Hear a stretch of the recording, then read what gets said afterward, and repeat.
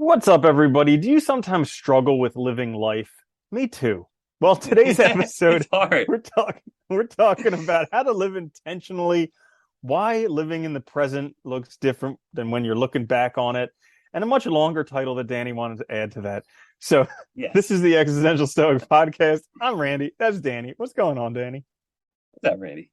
I'm a big fan of Yes, this. descriptive Oh my titles. goodness, this is an interesting one. I think we have a lot of stuff to cover on this living Yeah. intentionally, living in the present versus looking back. So what brought this idea about? So what I was thinking about was like, some things happened in my life. And like I had this moment where I was really grateful that like we had started like you had wanted to start the boot camp program we're doing at a certain time. And I was kind of hesitant at that time, but I started with you because you kind of like, I wanted to start with you and all. And I'm looking back, it's like, sometimes things feel like fate or they feel like, they just fall into place nicely. And like, given how things turned out, like it really worked out well for me that I had started at that time. And so like I was just thinking about that. I thought how like funny it is that like a lot of times like in hindsight, we look back and things seem like they just fall into place because we kind of are telling the story and all. But in the moment, it's like not clear. And then I was thinking about how like, living intentionally when we know what we're doing, when we know who we are, when we're trying to live that life, that like it's funny because it's like it's not always clear in the moment whether we're doing the right thing, but then like we become who we are and we look back and like I'm not sure if we're like making sense of it after the fact or like and we're just telling that story or if you know what I mean? Does that make sense? I know it's a little Oh, dude, 100%. Like yeah. looking back on it, it almost looks like it was done to me, you Yeah, know? yeah, But like dude. in Like the moment, I feel like I'm doing it. yeah. Yeah, and it's Yeah. funny too, because like even like, I look back on my life and like, like yeah, like don't get me wrong. There's plenty of things like I'm working on and like I want to be different and all, but like I'm really happy with who I am now. And I look back on my life and it's like part of me knows like all those things that happened to me, all the things I did were part of like that's telling that story and making me who I am. So it's like you don't want to get rid of anything because then you'd be a different person, right?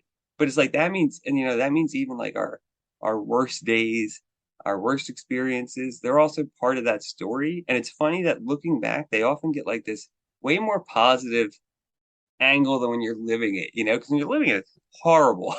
you know? Hmm. And like, I'm talking about my worst, it's like terrible, and then it's like, so it's interesting how that happens. Okay, so here's something that I just thought about when you were saying that, how it always feels a lot worse. So there was this study that I heard about like championship athletes.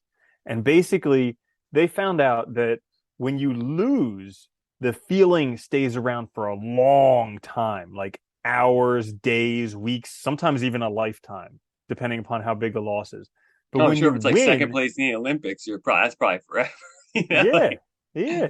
yeah, Or second place in the spelling bee in second grade. I'm still, yeah. mm, Never gonna you get over know, that. I had flourish and he had magical. Come on, magical. Oh, Come on. that's Yeah. not even that's not Who even knew fair. flourish in second grade? My goodness. But anyways, I digress. Uh, I was a but terrible speller, so I never entered. uh, the feeling from winning only hangs around for a couple hours.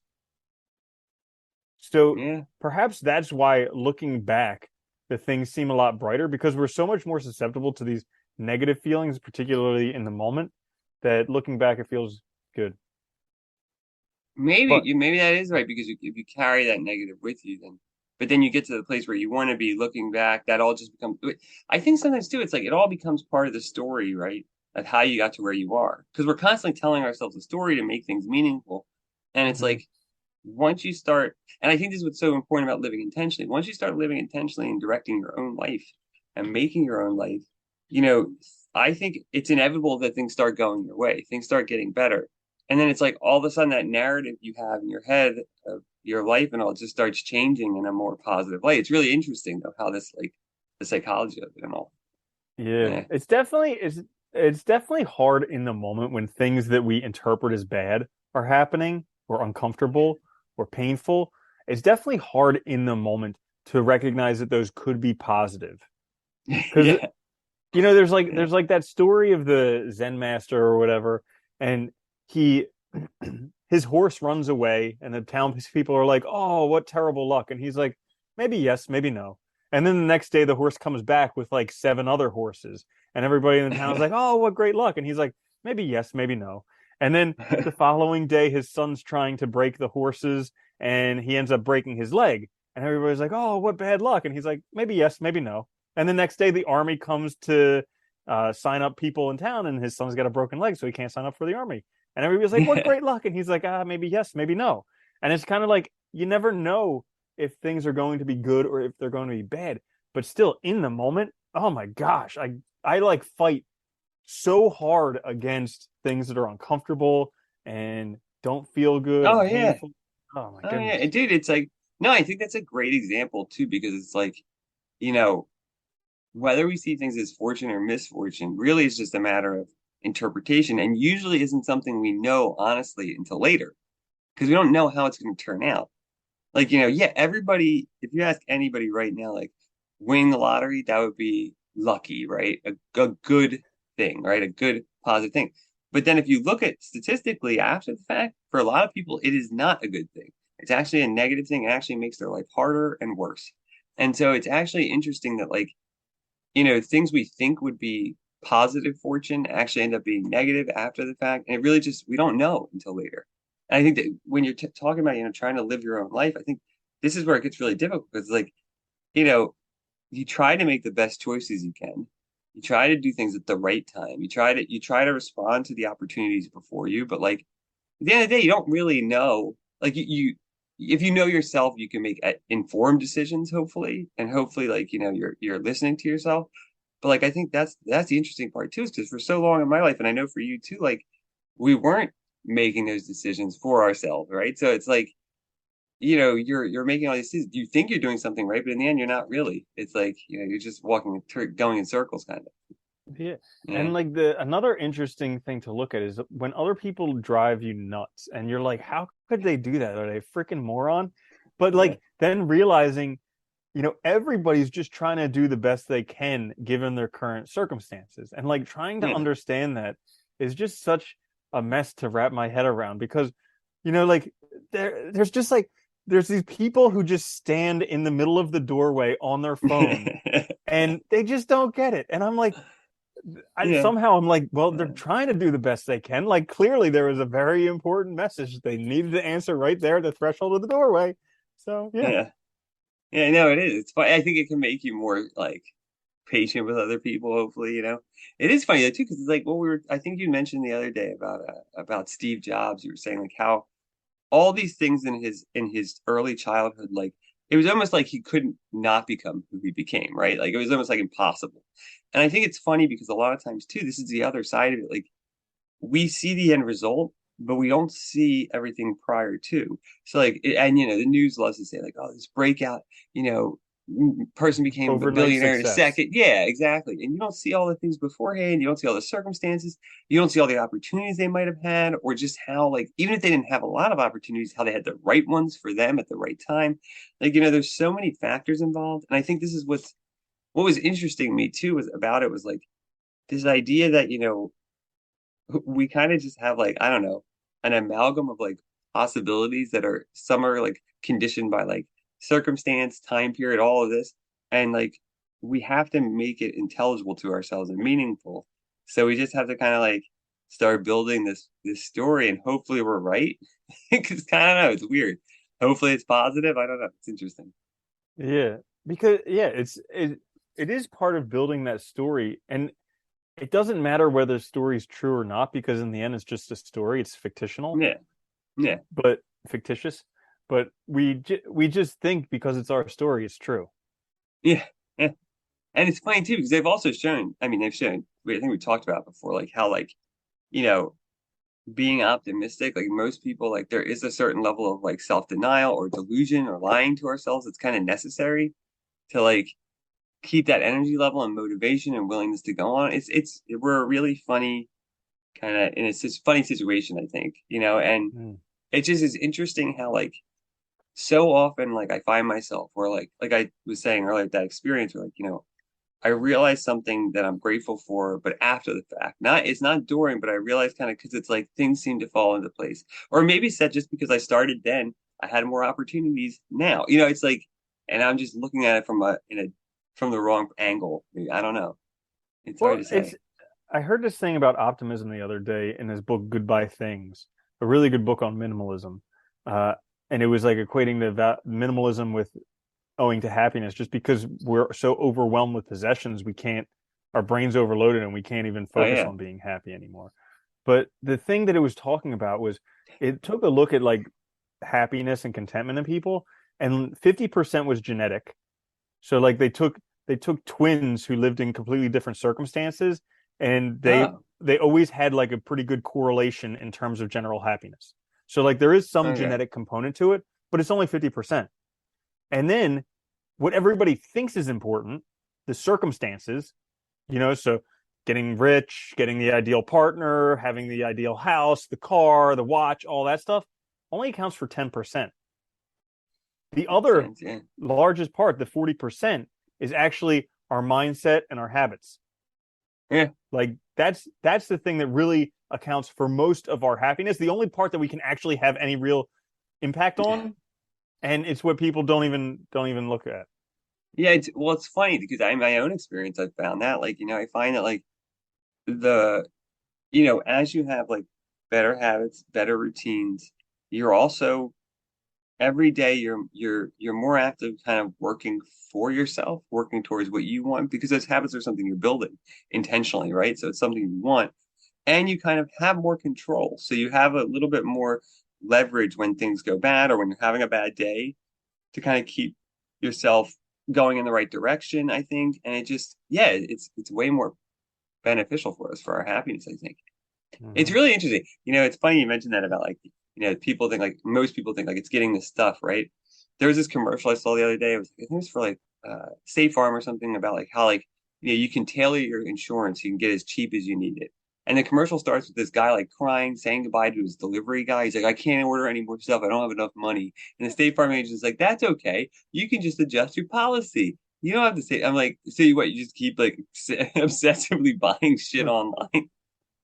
Yeah. But I think that's the problem. Like, yeah, I mean, I remember times in my past where like I was like depressed and like, you do the consumerist thing is go spend money, right? Because it's like it's not making you happy, it's just distracting you. Half the time, Mm-hmm. like I remember like, when I look back, the stuff I bought at those times, I didn't even really want. It's just like it's stuff you forget about instantly. Mm-hmm. And it's like the more I focus on how I want my life to go, the more I focus on my mindset and stuff, the less I even find myself wanting any new stuff. You know what I mean? Like it's kind of funny how the more you focus on your mental happy state of being, your life, your goals, the less that stuff becomes important. Unless it's necessary for something you're doing. But other than that, like it just doesn't matter. Yeah. So in this book, Goodbye Things, I found it to be like a very, very good book. So I would recommend it for anybody looking for a good book out there. It's short, easy read, a few hours, but it's I found it very I impactful. was hoping it wouldn't be long if it's on minimalism. Yeah, right. It's like 1,000 It was pages. 4 volumes. That'd That's good. be really funny. Uh, yeah. So one thing that he said was like most of us focus on getting happiness by multiplying the items that we have, thinking that then if we pay the same attention to multiple items, we'll be happier. But he says that actually you could pay twice as much attention to less items and get the same amount of happiness. Yeah. And it's just like I've seen that at times in my life when I have gotten rid of a lot of stuff, and oftentimes that's been when I've traveled and I had to just like Yeah. one time when my brother and I moved to Florida, we sold everything we owned and just took what we could put in a car and then drove down to Florida and like Mm. started over. But it was cool because we got rid of all this junk we were holding on to forever. And then when we got to Florida, all we had was stuff that we really liked. Okay, you need it. Yeah. Yeah. Yeah. Dude, it's funny. I did that. It's funny you mentioned that because I remember when I went to, not an undergrad, but when I went to grad school, like I went out there with a bunch of stuff. And then when I had to leave, it was 2 years later, I was like, I don't want to bring all this crap back. When I'm driving back, I don't want to bring all this crap. I want all fit. So I just went through and started, gave stuff away, got rid of stuff. And I came back and then after that, like each year, because I moved every year for a few years, I just started getting rid of more and more crap because it's just Yeah. easier. Like we don't realize it. Like as soon as we're like in a place for a while, we just accumulate junk that we don't need. Like, and it's just, yeah, it gets overwhelming. It does. Hmm. Well, it's like, okay, so it's like the topic of this episode, living intentionally. He talks about how most of us don't have the habit of minimalist living. And the Yeah. habit is one in, one out, or one in, multiple out. You know, most Yeah. of us don't have that habit. We just have one in. Yeah. That's it. Just keep putting them in. You know, well, it's funny you mentioned that too, because the thing I was thinking about, like, I've noticed as I think as you start taking more direct control over your life and your choices, you start realizing, like, we talk about every choice is a choice not to do something too. And I think for myself, what I've noticed is like I have a lot of hobbies and stuff, but like because I don't buy a lot of extraneous stuff, I can get what I want for the things that really matter. Like so, like just to give you a good example, like um, like getting like I don't know, like making sure I have a camera or something so I can do that because that really does matter to me. But not buying a bunch of clothes because that doesn't really matter to me. You know what I mean? Like so, kind of making these decisions so we can live the life we want to live. And I think most of us struggle with that because we're never taught it. And our society really emphasizes just buying junk all the time, having subscription services to everything. And it's like, are you really using all of them? It's like, I mean, how many apps are there that help people just go through their bills and find subscriptions that they're not using? It's insane. Like ends Hmm. up being a lot of money and stuff. So yeah. Yeah, I mean that's a great point. Is figuring out what stuff is important to you because the narrative is well, I don't know about being a girl, but I know being a guy, the narrative is, you're supposed to get a car and you're supposed to get a house and you're supposed to do all this stuff and then you're supposed to go out and party with your friends and do all of it. And it's just like, yeah, but what if that's not you? Like I was victim to Yeah. that forever.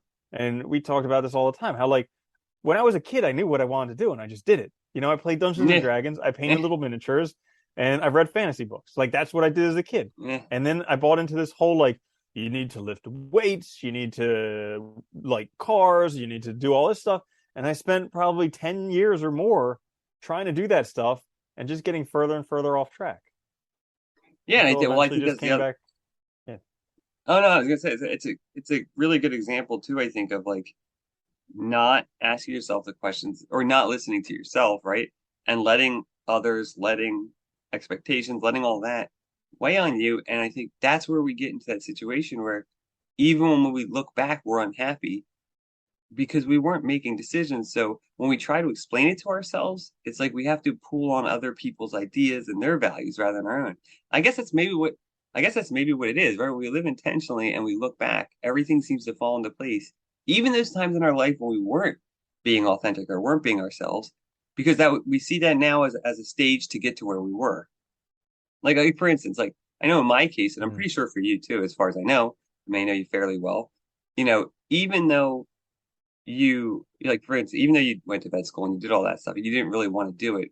In hindsight, you're doing what you want to now, and so I'm sure when you look back, you see that just as part of your story now, Hmm. right? I mean, because it is like there's no getting around it. So you tell it to yourself probably in a positive way, but it's easier to tell a positive story about the past when we're doing what we want to do now. You know what I mean? When Yeah. you're living how you want to now, and I think that's kind of what I think about was so interesting is like so many people, and I see it so readily at college in college students because you don't know what the hell you're doing in college, and most of them are kind of being directed by things not beyond their own thoughts and own reasons, and it's like you just want to like shake them and be like, dude, don't do this then. Like think first and then do, because like if you don't make this choice yourself, like you're just going to be like so many other people. You're going to be working at 30 and be miserable, not know why, think you've done everything right, and then have to totally reassess your life. Dude, I was going for a walk today and I was thinking, I was like, man, I wasted so much time when I was younger. Like so much time. I remember back in I think it was high school, like learning algebra, geometry, pre-calculus, and calculus. And I specifically remember like algebra did phenomenal on. Geometry did phenomenal on till about two-thirds of the way through the year. And then I started getting mocked because I was doing too well. So I was like, I want to be cool. So I'll just not care. Yeah. So then I just like that, my whole attitude towards education at that point changed where I was just like, I'll just do, I won't do as well because then I'll be cool. And I was like, man, I wasted so much time because I was so good at this stuff. And I Yeah, just like lost that whole opportunity just to be cool for some people who are probably working at the manager of freaking Burger King right now. You know? yeah. Isn't that funny though, how like that happens? Like, people, and I think that's the worst time too, is like when we're in high school and stuff because we're so sensitive to peer pressure, to clicks, to wanting to fit in because you don't even know yourself yet, and you desperately want to be part of, whatever it is, and I think it is really hard.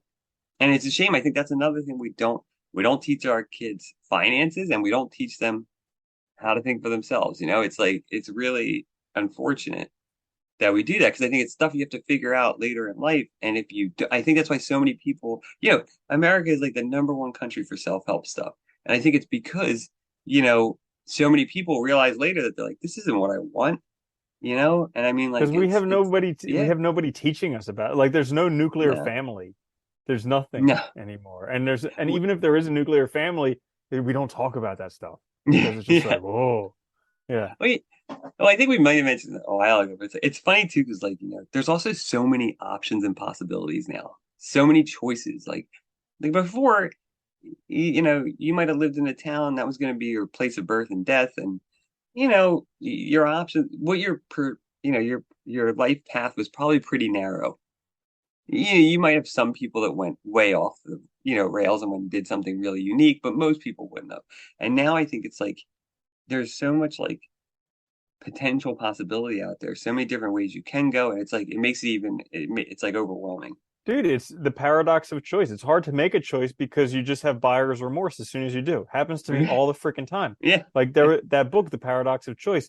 I think it was in that where they did the study where if you give people 6 choices of tomato sauce, they're more likely to buy than if you give them 40 choices. Because you give them yeah, 40 choices and they're just overwhelmed and they're like, forget it. I don't even want to do this anymore. And that's the way yeah. we all get in life because there's so many freaking choices. We're just like, forget it. I don't have it. I don't have the energy.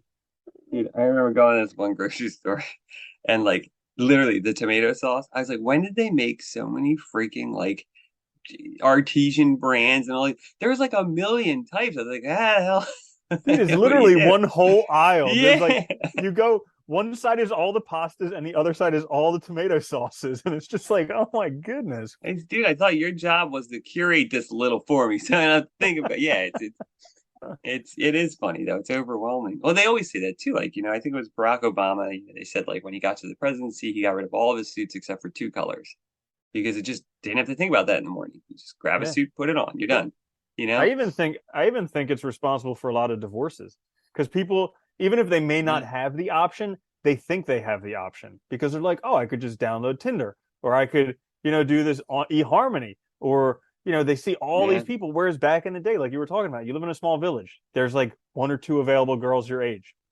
That's it. yeah, You better yeah. get one of them or Yeah, else you're lucky. you're gonna be all by yourself.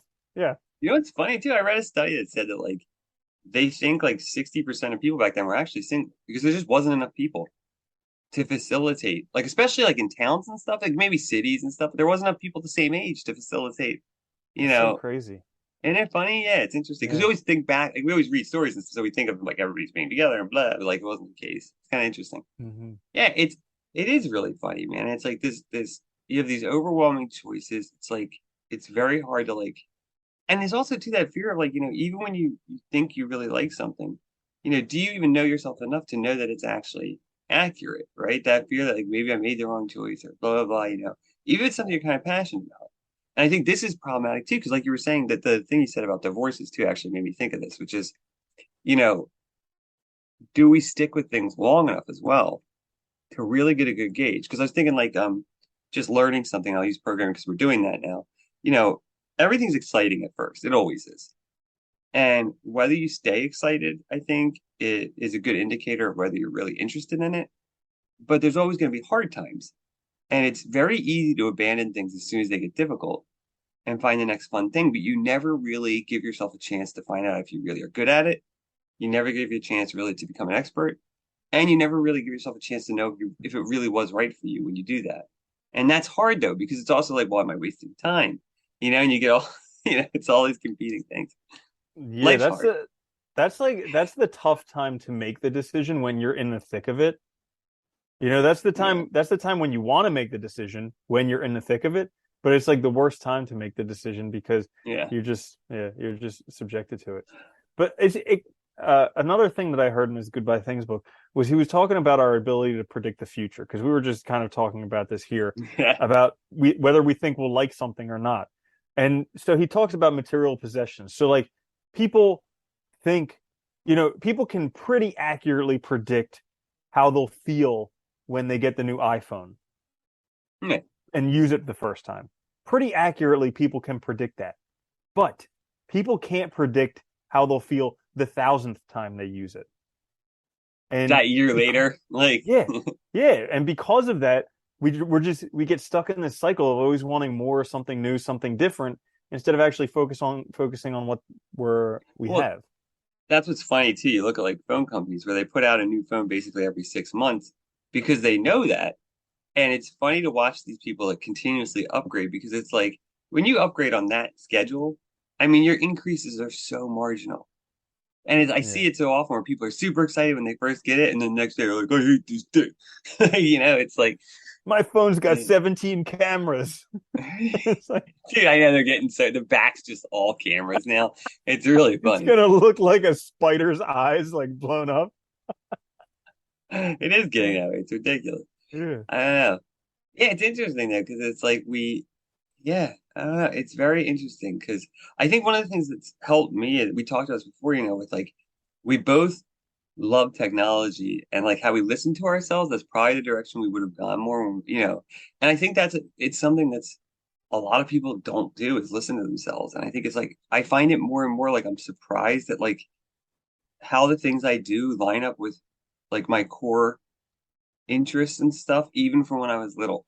You know what I mean? Like, and that's a good indicator that you're doing the right thing. Like Mm. that, Yeah. if like deep down you just like enjoy it for whatever reason. I can't even explain it sometimes. I just like, it just interests me, and it's like that's fine. Yeah. But yeah, I think Yeah. that's hard to do. Hmm.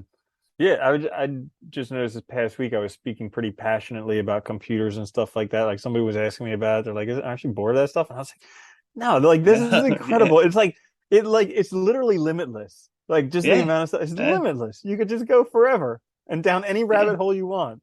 yeah. And it's Yeah. super creative, and you're building things, and it's awesome. I love it. Yeah, it's Yeah. just funny. Like but I think this is the hard thing. I think for that like for that healthy narrative and for us to look back and interpret things in that positive light, we have to live intentionally, which means we also have to listen to ourselves, which means we also have to give ourselves time to actually think and reflect and like get to know ourselves and like cut out the noise. And I mean, this is like it's almost like the world's against us. Like Yeah. society is actively working against us becoming ourselves. It's very Oh, interesting. sure. Yeah. Yeah, so here's something that I've been struggling with recently, talking about living intentionally, is like in trying so how do I put this? In trying to like intentionally do the things that I want to do, I also have to say no to a lot of stuff. And it's never a perfect balance because like sometimes I'll have way too Yeah. much to do and sometimes I'll have nothing to do. And I have a very hard time doing nothing because of all this momentum that I've built up and like I have a hard time You sitting don't still. lose it. Yeah. And when these times come when there's just like not enough to fill my day or not enough to fill my like I don't even know if it's contentment or what it is, just like when you're so busy doing stuff you don't even think if your life is Yeah. okay, you're just like so busy doing it. Like Yeah. when that's not happening and all of a sudden it's like there's a little bit of emptiness, what creeps in is this like, oh, I don't know if I'll be able to handle this in the future. Like, I don't know if I'll be able to do it in the future. And it's Yeah, just, dude, of course. and, and then Uh, like, and then around that, there's like this shame. I'm embarrassed that like, how can I be a man and not be able to handle my future? And it's just like this whole like complex that just happens around this stuff just because I don't have that much stuff filling my time. yeah. Well, it's funny. Okay, so first of all, I don't know, that final thought, I don't know about that. I've never associated being a man with that, but that's okay. But the one about no, the idea of like, will I be able to do this in the future? It's funny because I find myself like I'll use the example of like just learning stuff because it's easier that way, but like with the programming stuff, like Like I was feeling really good about something the other day, and then I was looking at this other book, and I was like, oh my God, there's so much more to like, no, I can never do, like the thought just creeped in, like I can never do this. And like, but then like I stopped myself and I was like, okay, one, I totally can. I just need more time. And two, I really enjoy it. So why would I stop anyway? Who cares if I don't know everything? And in 2 years, I don't even know if this thing that I'm learning right now is going to be the thing that I focus on. It might be something else. But I think that thought naturally like kind of creeps in because it's the fear of the unknown. And we talk about all like we don't know what's going to happen in the future. And like you said, every choice you're always making decisions about, it always means you're choosing not to do stuff. I've thought about that a lot too, dude, because like, this whole boot camp and stuff, I've made a lot of decisions not to go see people and stuff because I haven't had time. And like you have to make that trade-off. And it's like, so there's always that fear in the back of your mind, like, is this right? Because if it's not, but I think that's where you have to just really double down with yourself, ask yourself, and like recommit to it. Yeah.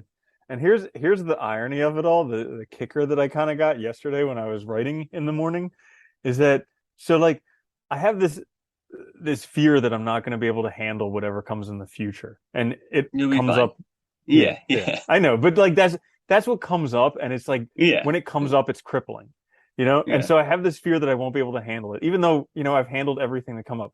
But yeah, so like what I really want is security, the yeah, security to know that I'll be able to handle whatever comes up in the future.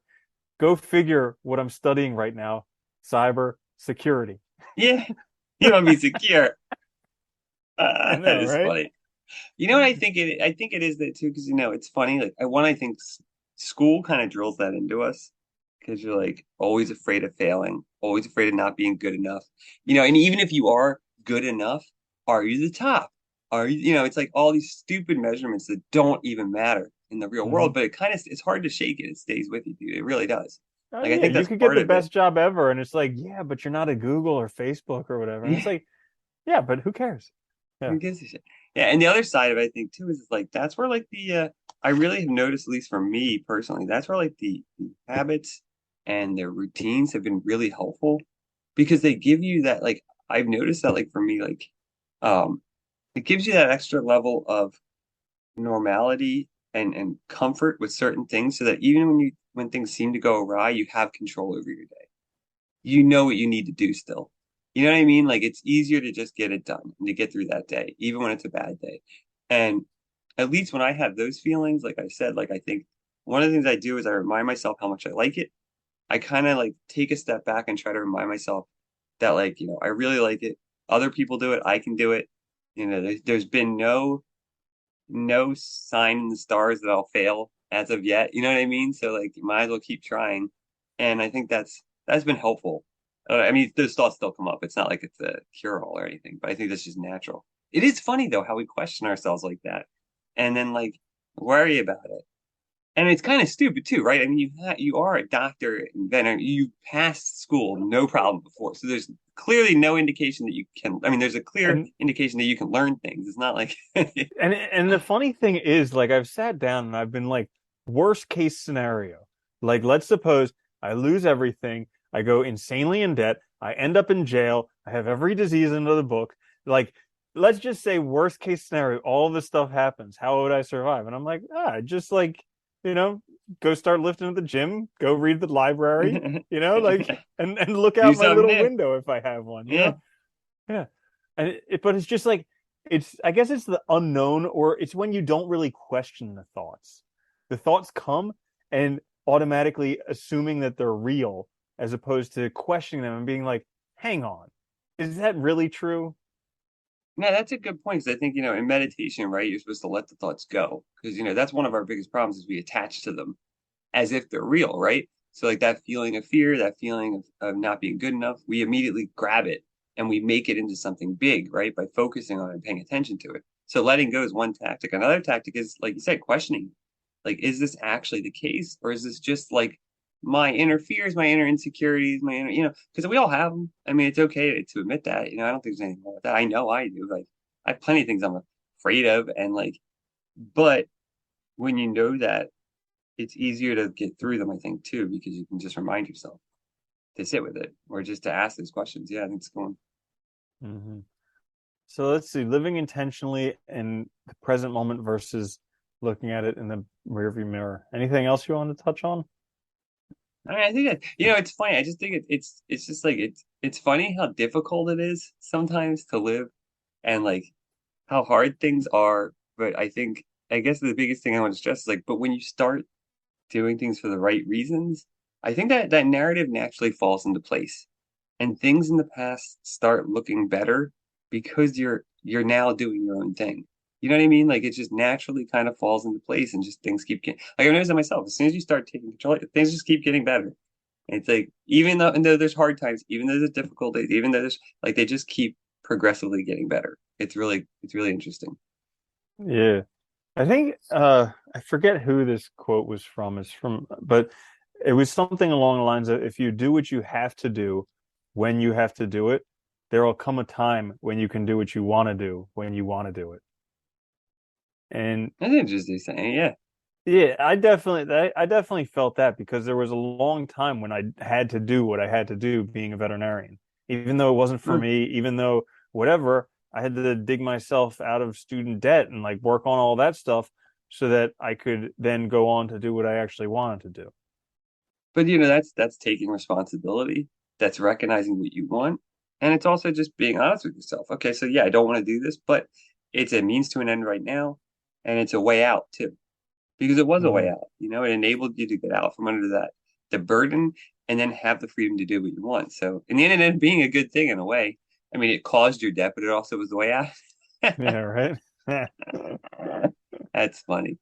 Yeah. Uh, Yeah. So I guess in a nutshell, that is living intentionally and why think for things always look yourself. better in the rearview mirror. Yeah. Yeah.